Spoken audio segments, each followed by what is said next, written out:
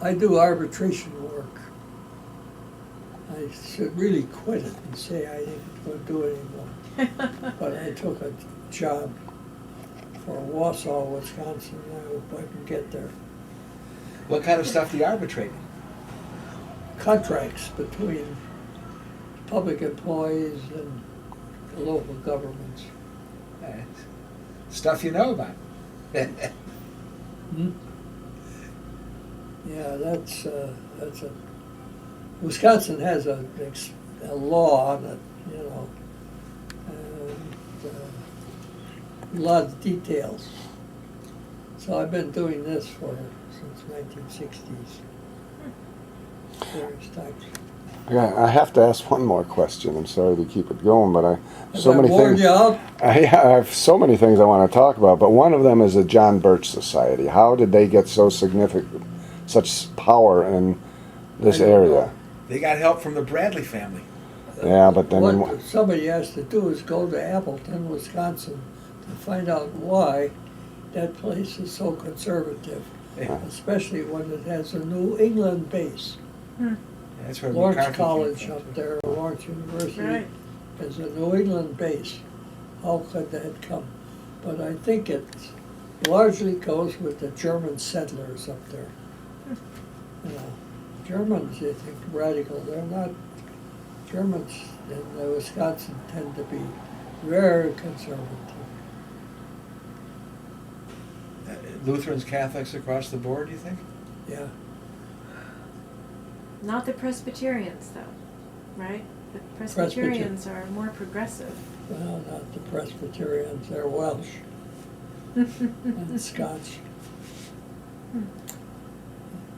Lutherans have divided into 3 or 4 major elements: ELCA, Missouri Synod, and Wisconsin Synod.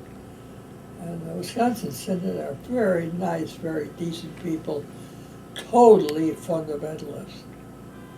Totally fundamentalist. Missouri Synod almost totally fundamentalist. The ELCA is more open. Evangelical Lutheran Church in America, which had, among other things, a Pennsylvania Dutch base, now largely run by Norwegians. What do you think of the blurring under the neocons of the separation between church and state, like faith-based initiatives, funding churches and so Which on? neocons you're talking about? Well, If you're talking about neocons like Wolfowitz and Feist and Hadley and Crystal and so on, I don't know that they're interested in that. But if you talk about Christian conservatives, that's what I'm talking about. that's dangerous. My book, that's very dangerous. And why do you think it's dangerous? Simply because it's wrong. It's a wrong. Well, first, it's a wrong interpretation of their holy book. But secondly, because it's based on a degree of selfishness that troubles me very much.